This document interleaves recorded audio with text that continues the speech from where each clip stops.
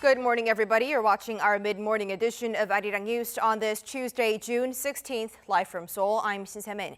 Before we get started, here are the stories we're following at the top of the hour. Taking a hardline stance, North Korea's military says it's been reviewing an action plan to re-enter areas that had been demilitarized under the Inter-Korean Pact and turn the area into a fortress. No official statement from South Korea as of yet. The Trump administration says it'll closely cooperate with regional allies in the Pacific to tackle growing challenges posed by the Chinese government. Separately, the U.S. Navy has dispatched 3 of its aircraft carriers to the Pacific in the largest deployment to the region in 3 years. Plus, the World Health Organization has called a coronavirus cluster of more than 100 cases in Beijing a significant event. This, as many parts of the world are seeing a resurgence in COVID-19 cases, with economies slowly opening up. Our starting point this morning, the North Korean military has said it's considering plans to re-enter a border zone that was previously disarmed under the Inter-Korean Agreement, as well as spreading propaganda leaflets towards the south. Now, this as the regime continues to raise tensions on the Korean peninsula after the sister of the leader, Kim Yo-jong, threatened to take military action against its, quote, enemy. For more on this latest aggression by North Korea, we connect live to our Kim Ji-yeon at Seoul's Defense Ministry. Ji-yeon, tell us more. As you mentioned, the North Korean military has threatened to turn the front line into a fortress and further heighten military vigilance against South Korea. The statement carried out by the Korean Central News Agency came from the General Staff of the Korean People's Army, which is considered as the North's equivalent to South Korea's Joint Chiefs of Staff. This follows a series of provocative statements issued several days ago under Kim Yo-jong, Kim Jong-un's sister, who's also the first deputy director of the Propaganda and Agitation Department of North Korea's Workers' Party. And those statements said the military would be in charge of the next step in the North's response to the distribution of anti-Pyongyang propaganda leaflets by South Korean activists. And the North's recent statement said that the Korean People's Army will map out a military action plan for the party's Central Military Commission, and the South Korean media outlets project the border zone mentioned in the statement to mean either the North city of Kaesong, where the Inter-Korean Industrial Complex, which was shut down in 2016, is situated, or the area near Naung Kumgang, where Inter-Korean tour programs, regarded as a key symbol of Inter-Korean reconciliation, had taken place until 2008. Now, the timing of the statement is considered critical, especially as South Korea has urged the North to refrain from kicking up tensions amid the stalled denuclearization process. Yes, it comes a day after South Korean President Moon Jae-in delivered a message to commemorate the first ever summit between the leaders of the two Koreas 2 decades ago. President Moon has said North Korean leader Kim Jong-un will not turn back on his promise to work on building everlasting peace on the Korean peninsula. The president had mentioned the need for South Korea to do what it can to facilitate the window of opportunity for dialogue and inter-Korean cooperation while still following the international sanctions placed on the regime, considered by many as the main barrier to some of the cooperative projects led by the South Korean government. But as seen in the statement released by the North Korean military, it seems Seoul's efforts have done little to lower tensions in the region. South Korea's Joint Chiefs of Staff is expected to respond to the North statement in a regular briefing held at the Defense Ministry in less than half an hour from now. We'll see if they'll step up measures to or deliver a stronger warning compared to the one released during the weekend, urging North Korea to stick to the principles laid out in the Inter-Korean Comprehensive Military Agreement and to refrain from raising tensions. Back to you, Simon. That was our Defense Ministry correspondent Kim Ji-yeon. Thank you. A new report says there haven't been any critical changes to North Korea's nuclear program itself, but it has upgraded its number of warheads over the past 12 months. The International Atomic Energy Agency says there hasn't been a shift in the program based on satellite images. It also emphasized that it's ready to verify Pyongyang's nuclear program once related countries come to a political agreement. But slightly on a different note, an annual assessment by the Stockholm International Peace Research Institute says North Korea has between 30 to 40 nuclear warheads, up 10 from the year before. While the total held by the countries around the world has dropped, the report explained that North Korea continues to prioritize its military nuclear program as a central element of its security strategy. The top defense official in the United States has confirmed the Trump administration will cooperate closely with America's regional partners and allies in the Indo-Pacific to counter the increasing challenges posed by the Chinese government. As tensions build between the world's two superpowers, Mark Esper also criticized Beijing for pushing back against the region's shared value and interest. Our Kim Hyo-sun tells us more.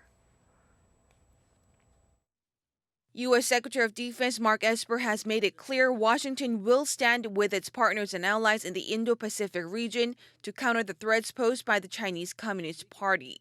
In an op-ed to the Singapore-based Straits Times, Esper also reaffirmed joint efforts with South Korea to bring about eternal peace on the Korean Peninsula, as well as the final, fully verified denuclearization of North Korea.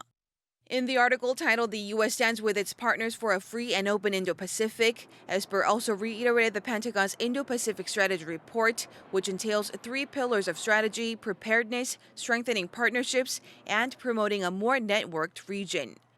Elaborating on the second pillar of strengthening partnerships, Esper noted Washington's continued efforts to build closer relationships with its regional partners and allies, which includes Seoul. He also lashed out at Beijing for going against the shared value and interests of the region, despite America's efforts to secure a more free and open global system. To promote the third pillar of the Pentagon strategy, promoting a more networked region, Esper also expressed hope to work with the U.S. Congress to launch the Pacific Deterrence Initiative, a move aimed at countering China's rising power in the region. Esper's remarks, which come amid escalating tensions between the U.S. and China, could put Seoul, which maintains friendly relations with Beijing, in a tough spot. Kim Hyo-sun, Arirang News.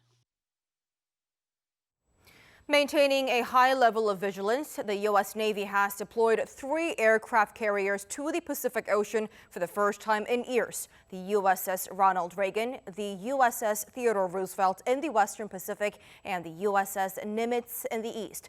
Their deployment comes at a time of heightened tensions between the U.S. and China over the South China Sea issues and Taiwan. On top of that, with North Korea becoming increasingly belligerent towards South Korea and the U.S., the deployment may be a way to counter potential threats from the regime. Each vessel carries more than 60 aircraft, and the deployment represents the biggest in the Pacific since 2017, when North Korea's nuclear development was at its peak.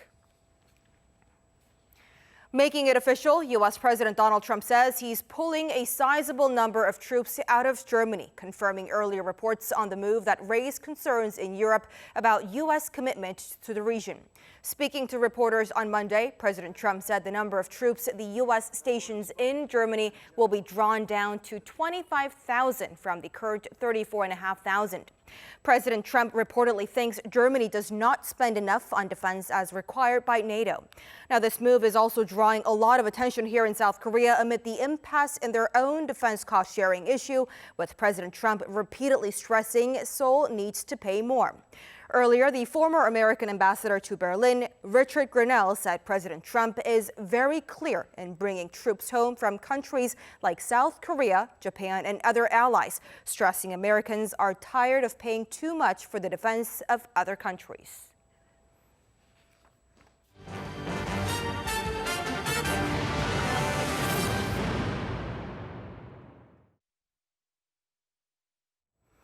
The World Health Organization is calling for a thorough investigation into what caused the recent COVID-19 outbreak in the Chinese capital of Beijing, calling it a very significant event. Since last Thursday, the Chinese capital has reported more than 100 new cases, and this is deemed especially concerning as Beijing didn't report any local transmissions during the previous 50 days. The WHO is urging the Chinese authorities to share any information it has, noting how Beijing is a large connected city and home to over 20 million people. Many countries are grappling with a resurgence of cases. The WHO also said any country could become the epicenter at any time and should be ready to stamp out new cluster infections with swift testing and tracing.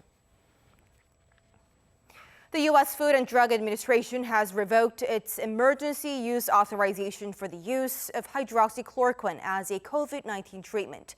After reviewing research available on the drug, the FDA concluded it does not meet the statutory criteria for emergency use authorization, as they said it's unlikely the drug is effective in treating COVID-19 patients.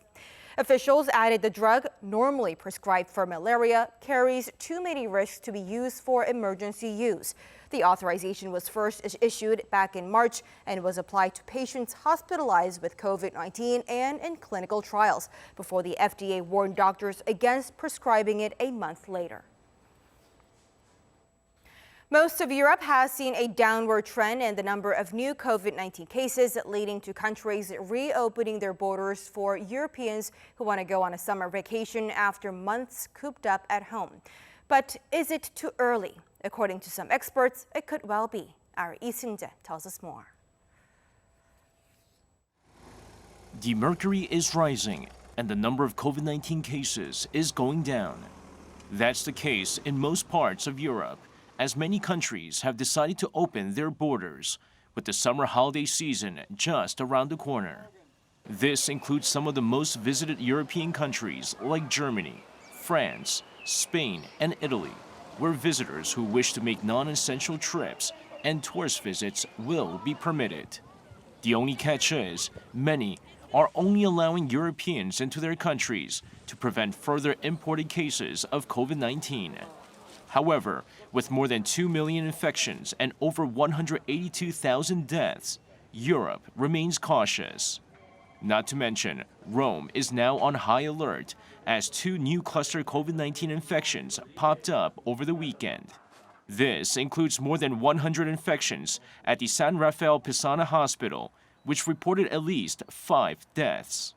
Many health experts are pointing to the United States as an example of what can happen when restrictions are eased too quickly. Over 20 states in the U.S. are now seeing a resurgence in cases, including Oregon, Nevada, Wyoming, and 3 other states, recording a rise of over 50% over the past week. With the U.S. potentially facing a second wave, some governors are looking into the possibility of enforcing another lockdown in order to slow the spread of the virus, which has infected more than 2 million people and killed more than 118,000 in the United States. Lee, Arirang News. South Korea will see a partial solar eclipse across the nation on this coming Sunday. If you're watching us here in South Korea, you might want to check it out, as the next one won't come around for another decade. Our Choi Jung-yun with the details. The grand cosmic event will begin at 3:53 p.m. Korea time on Sunday, starting in Seoul. It begins with the moon crossing the edge of the sun. At 5:02 p.m., the partial eclipse will reach its peak with nearly half the sun covered by the moon. After the 2 hours and 11 minutes, the eclipse will be over. And if you miss this one, you'll have to wait until June 2030 to see the next.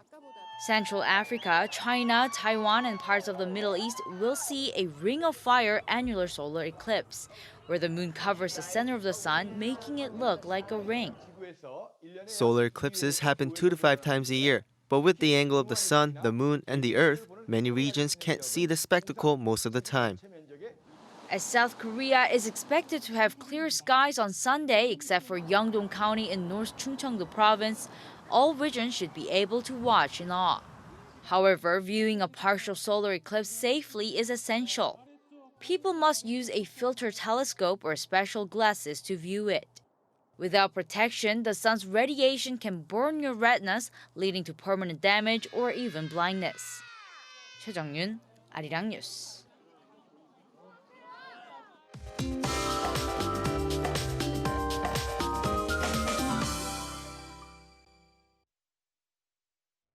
Good morning. It's going to be hotter than yesterday for most parts of the country. However, regions on the East Coast, that's including Gangneung and Sokcho, will finally get some relief from the heat.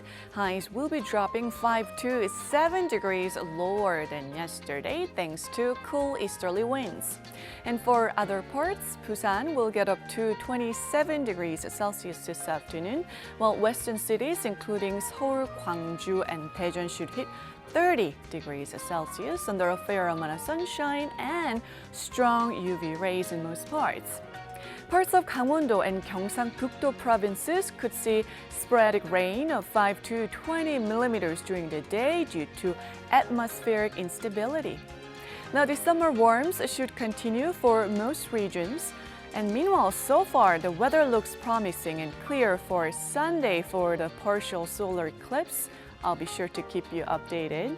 Meanwhile, Jeju will see monsoon rain from tomorrow into Friday.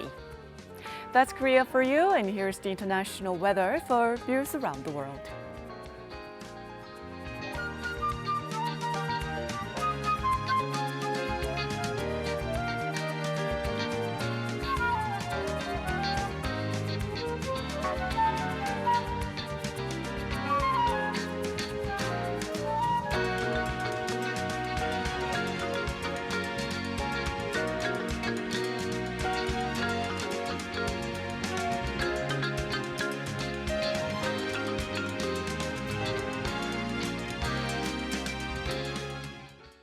And that's a wrap for us at the Hour at Arirang News. Thank you for watching.